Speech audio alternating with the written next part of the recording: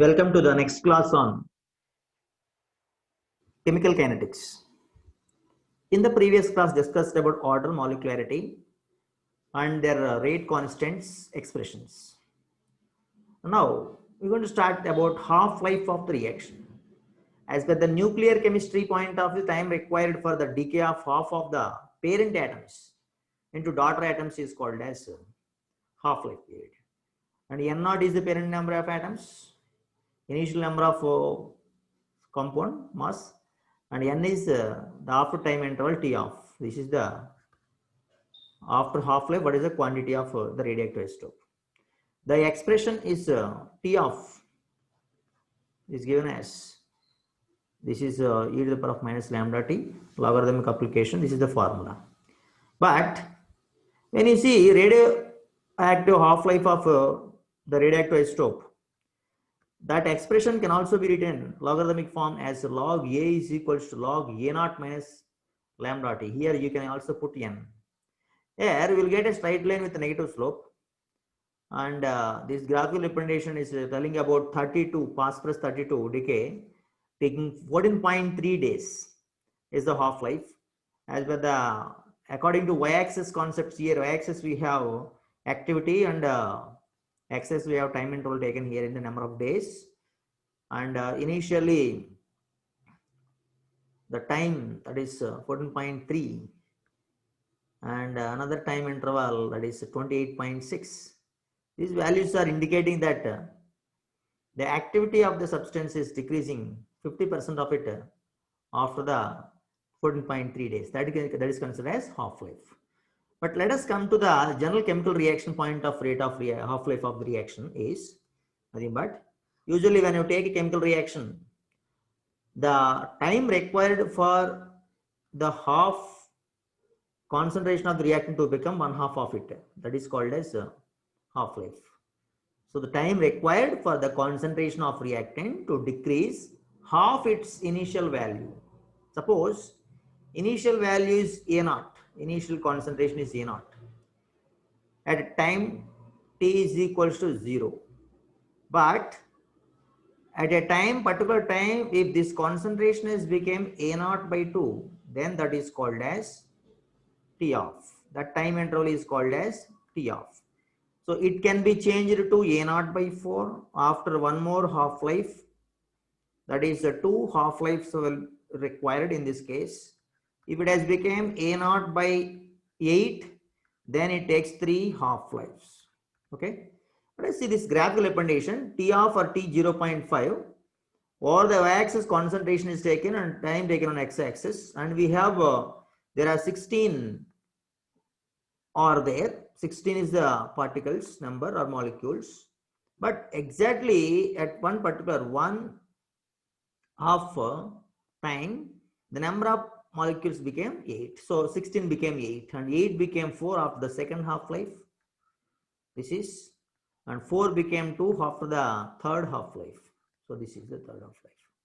So these are the main things in the graphical representation. You can understand that half-life is nothing but time required for the substance, initial concentration of the substance to become one half of it. That is called as half-life. So A0 by 2 we can write as half-life. A0 by 4 km means that is 2 half-lives taken. A0 by 8 km means that is 3 half-lives taken place in this. Moving on to the next one, that is calculation of half-life of first order reaction. So first order reaction rate constant, if you take in this, initial concentration if it is A0 at a time is 0, and at a concentration A0 by 2 it has changed, means that time we will call it as half-life. So this value you can substitute in the rate expression. In place of A0 A value, if you substitute this half A0 by 2, then this will become A by A0 will become 2 only. That means this is this log 2 will come, log 2 into 2.303 by K will become 0.693 by K, as the log 2 value is 0.3010. So this is the half-life expression. Whether it is nuclear reaction, nuclear chemistry or general chemistry, the half-life expression here is Nothing but, what is the half-life expression? T of is equals to 0.693 by K for first order reaction. Why discussed about nuclear reactions is nuclear chemical reactions are comes under disintegration comes under first order reactions.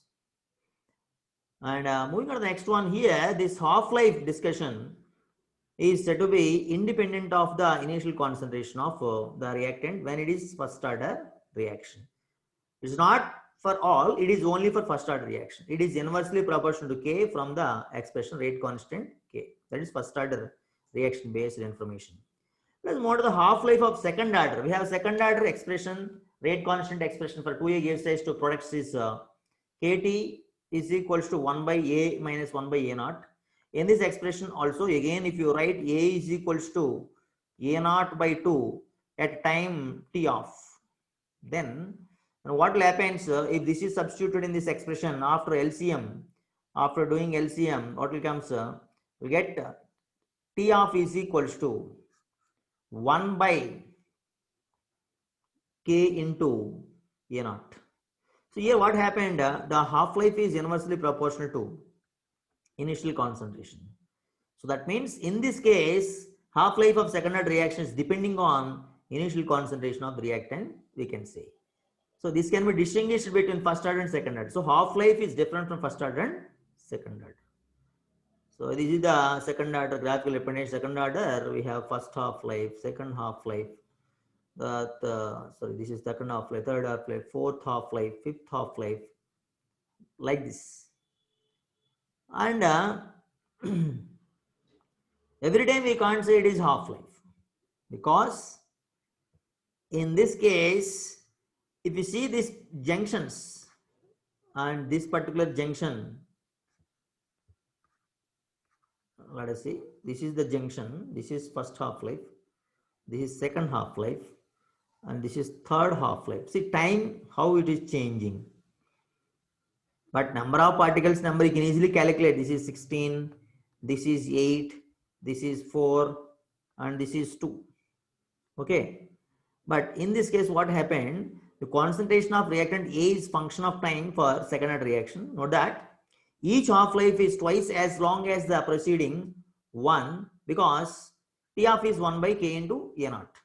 The concentration of A at the beginning of each successive half-life is smaller by a factor of 1 by 2. Factor is 2. What a factor is 2? That means here 1, here 2, here 3. So how many times it is changing? You can observe here. We have 2 are there. 2 to 3 are there. Almost 3 dots are observed. That means the explanation, that means data information, if we have experimental result, that experimental result we can take like this, and these points from 3 to 7 along the x-axis, that units and time units became one half-life. When it comes to the first one and third one, first unit and third unit in time interval, one half-life came, but 0 to 1, there is one half-life came. Here 1, here we have 2, and here we have 3, like that came. So observe the changes. Okay. So anyway, second order reaction definitely depending on half-life is depending on the concentration of the initial concentration of the reactant. So let us move to the next point, that is mean life. What is mean life? Mean life is introduced. Why? Because the disintegration of radioactive isotopes has became difficult to study half-life determination, because not possible to predict the atom is going to disintegrate next.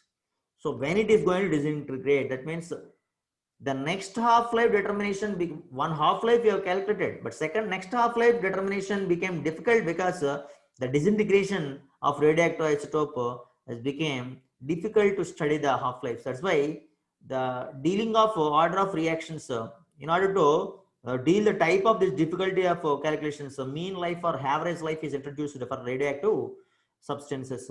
An atom which disintegrates at fast is said to be having zero life. and atom which disintegrate last is said to be having a infinite life. That means long time interval. If it is taken for the disintegration, then what will happen? So that is having infinite time. That means that is a stable radioactive isotope. So the life of radioactive disintegrate isotopes ranges from 0 to infinity, means gives sum of the life of all atoms to the total number of atoms present initially. Okay. So this point is most important. Mean life gives sum of the life of all atoms to the total number of atoms present in the initially. Mathematically, it can be expressed as mean life, that is T, is equals to sum of the life of all atoms by total number of atoms. It's divided by, that is the ratio, relative ratio. So mathematical calculation shows that mean life of radioactive substance is reciprocal to the decay constant, that is lambda, for the nucleic chemical reactions. Okay. So this is the derivation of mean life for radioactive isotopes is initially we have taken N naught is the total number of radioactive atoms present. After some time interval, number of atoms present is capital N. In further dt time, that means very infinitesimally small time interval, what happened? Number of atoms disintegrated is taken as dn. And so the life of dn atoms ranges between t plus dt and dt. So that is a range between the time intervals. So dt is said to be infinitesimally very small time interval, and the most appropriate life of dn atom is t. So the total life of n atoms is t into dn. That is a formula. So sum of the all ages of all atoms is integral 0 to n naught t dn. So upon integration, we got sum of the ages of all atoms is capital N, that is equals to n naught into e to the power of minus lambda t. And in this expression, this dn, that means changes if you calculate in this case. Calculate the changes, what happened? The dn is become equals to n naught into minus lambda e power minus lambda t dt. That is number 2. That's what the expression number 2. So from this above expression only, this we can get it using UV formula in the mathematics. Now substituting the value of dn and changing the limit in the equation from 1 from 2, we get, see, directly this dn is substituted in the first equation, then we will get, this is the expression, that is sum of life of all atoms will come, and the derivation part, finally the total mean life will become equals to n naught lambda integral 0 to infinity to t e power minus lambda t dt by n naught. Okay. And after that, if this integration is opened, then what will comes, this half life, this mean life will become 1 by lambda. That means mean life is inversely proportional to the disintegration constant. So this is decay constant. We can also call decay constant. So mean life is equals to 1 by decay constant is proved in this mathematical expressions. Okay. This is about half-life discussion. Let us move on to the differential method of determining the order of reaction. This is about order of reactions we are going to see now. Actually, this method is said to be introduced because of one reason. What is the reason is nothing but we have found a lot of difficulties in determining the determining the order of reactions. What is the experimental method to determine the order of reaction? Anybody asked? Mathematical expressions are there, experimental results are there. That results we are going to now see.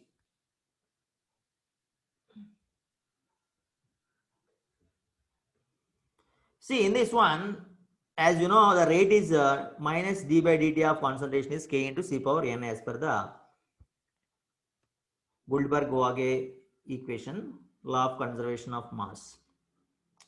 Then after this law of equation, Guldberg-Waage equation can be applied for two different concentrations. That means C1 and C2. If you apply C1 and C2 in this expression, after that logarithm applied for this, we got 3 and 4 equations. So first one, second one, first equation, second equation, as per the nth power of the concentration expressions, nth order rate equations. So this third one and fourth one came after applying logarithm for the first equation, second equation. These are the actual differential equations. Initial concentrations are C1 and C2 taken. That differential equations again apply logarithmic form. That logarithmic form contains a small n values here. So solving this 3 and 4, that means subtracting the fourth equation from third equation, we got finally n value is log minus dc1 by dt minus of minus log dc2 by dt by log c1 minus c2. This is the equation number 5. Moving on to the discussion is n value. Finding n, we must know minus dc1 by dt, and also we must know minus dc2 by dt. And these are the two experiments determine plotting concentration against time interval. Then you will get it. These are the slopes only for the reaction. Using the values of these d1 and dc1 by dt and dc2 by dt in the equation, we can easily calculate what is the order of reaction. So what is this method? This method is called a differential method. So we have to take a differential equation method. We can also call it as differential equation method. This was introduced by Van 't Hoff. That's why we'll call this is Van 't Hoff differential method. Okay. Let us move to the next one.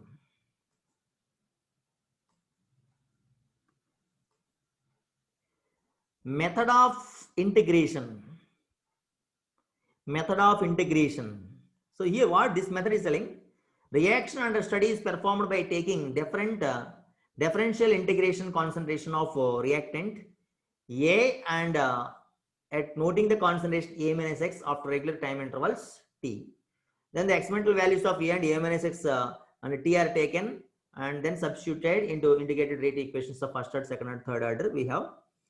And in that equations, if you substitute, then rate equation yields a constant value of K corresponds to the correct order of reaction. So we must know this A minus X and T values, and that values will be substituted in the first order reactions.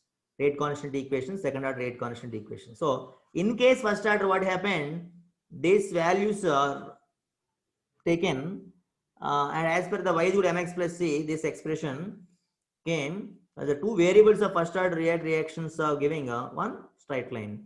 Then the straight line is an indication for the order of reaction, first order reaction. So if you draw log A minus X and T graph, then if this is a negative slope K means that is first order reaction. So if you got 1 by A minus X and T, this is second order reaction. So this is for first order, this is for second order. We already shown that second order rate reaction, this is the equation. In this we have substituted the values, so compared y is equal to mx plus c or b, and after that we have drawn the graph. This is the straight line obtained. And one point here to be noticed that when 1 by A minus X is plotted against the time, we get a straight line, then reaction is second order. In case if you got a curve, suppose if you got a curve like this, when 1 by A minus X and time is taken, then that is not a second order reaction. That is not second order. Next one, we have half-life method is there. First order, second order, third order half-life expressions we have. And to separate the experiments are performed taking differential initial concentrations of reactant. The progress of the reaction in each case is recorded analysis. And we have taken the experiments concentrations A1, A2, different time intervals, and that are introduced in the expression, Mathematical expression. So if you take the half-life period of a first order reaction independent of the initial concentration, then we can directly go to second order, third order easily, because first order reaction is independent of the initial concentration. So half-life is not depending on half-life, first order. So go to second order, third order. Second order, this is a simple expression. Half-life is 1 by A, and second order 1 by A square, and finally nth order is taken as 1 by A naught, 1 by A power n minus 1. I've told this is for two different time intervals. If you take, and then the time intervals we have already introduced. The T1 time interval we have concentration is A1. A T2 time interval concentration is A2, and that is substituted in the general formula. After that, finding the division of T2 T1, then we got A2 by A1 by A2 A power n minus 1. Although applying logarithm, what happened? This n minus will come front, and log A2 by A1 is became log T1 by T2. And from this you can find easily the n value, that is the order of reaction. Still you want to find this n value only, means you can write n minus 1 is equals to log T1 by T2 minus, that means this will come down here, that is log A2 by A1. Then after you will send this 1 this side. So then it will become 1 plus this entire expression. This entire expression will come here. So anyway, using this one you can simplify this expression, and finally you will find order of reaction. What is the next method is for determination of order of reaction is isolation method, also called as Ostwald's isolation method. What do you mean by Ostwald isolation method is we will keep one of the reacting substance excess and its concentration will consider as constant. Its power in the rate law also will be taken as 0. Like that, if you take two substances concentrations excess, then you can find one substance in this ABC equation. Okay. So it can be understand isolation method, that is called as isolation method, isolating one of the reactants so far as its influence on the rate of reaction is concerned. Suppose the reaction under the consideration is A plus B plus C, then order of reaction with respect to A and B, A, B, C determined. For the determination order of reaction with respect to A, B and C taken large excess so that their concentrations are not affected during the reaction. Suppose if you have taken excess any substance, that substance concentration is not affecting the rate of reaction, so power is 0. In such a case, what happened? The order of reaction is then determined using any one of the methods, that is likewise order of reaction with respect to B and C determined. If Na, Nb and Nc are the order of reactions in the such a way determined values, then order of total order of the reaction will become Na plus Nb plus Nc. We have one chemical equation also is there, that is FeCl2 SnCl4 equation. In this equation also we can easily convert, that is 2FeCl3 plus SnCl2 model. Such type of equations also, if you take two substances direct chemical reactions, then you can find order of reaction is 3 in this model.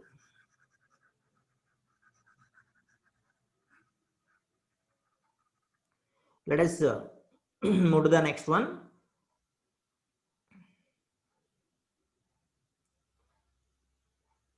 Yeah, this is the graphical representation we have shown, that is radioactive decay graphical representation. This is the graphical representation for this one. So finally, in this nuclear chemistry point of view, this graphical representation will be further discussed. Okay. In this discussion, in this small session, what I have discussed, Once again, I will recap twice. That is, first I started with half-life of a substance, even radioactive substances. That radioactive substances half-life expression is given as 0.693 by lambda. After that, radioactive isotope logarithmic form expression is became log A is equal to A naught minus lambda T. After that, we got a straight line with a negative slope. When we taken phosphorus radioactive isotope experimental result, this is only. After that, we have straight away discussed about half-life of general chemical reactions and direct chemical reactions, and taking a graphical representation. What is A naught? What is A naught by 2, A naught by 4, A naught by 8, and all discussed for first order. Even for second order, first order, we have derived the half-life expressions. For first order reaction, half-life expression is 0.693 by K. Derivation we have done. And this is studied with respect to the concentration of the reactants. And this half-life of second order expression we got is T of is equals to 1 by K into A naught, and which is said to be depending on concentration, also noticed. Then after we saw the graphical representation for second order, followed by mean life we have discussed, and the mean life derivation part observed, but is not needed for the board examinations. Just that mean life formula we have to use in the calculations for competitive examinations. And then after we started finding the order of reaction experimental methods, differential equation method, that is Van 't Hoff differential method, that is one method discussed. After that we discussed the method of integration. So that means method of integration means integral equations we have to take rate constant values of first order, second order. In that, if you put the values and it matches with the graphical representations, then we got a straight line, means that is the order of reaction. If you got a curve, means that order of reaction is not satisfying. So that was discussed. Followed by one of the simple method for the determination of half-life is the method of determination of order of reaction is method of half-life method, half-life period. So half-life period expressions taken, and using the two different half-lives at different initial concentrations on logarithmic form of this half-life method is giving order of reaction also we have studied. After that, isolation, Ostwald's isolation method taken. In this one, if you take any two substances or three substances, here the consideration is nothing but one of the substance, reacting substance concentration should be taken excess and that is constant. So that substance concentration is not said to be affect the rate of reaction is the assumption in this case. And finally, it gives individual order of reactions for every reactant, and that sum of the total order of reactions will become overall order of reaction like this, Na plus Nb plus Nc. Okay, so this is what we have discussed, dear students, in this session. Hope you have enjoyed this session, and on the basis of these mathematical expressions and all these things in the coming classes, we are going to solve many problems. Until bye bye, thank you, good evening.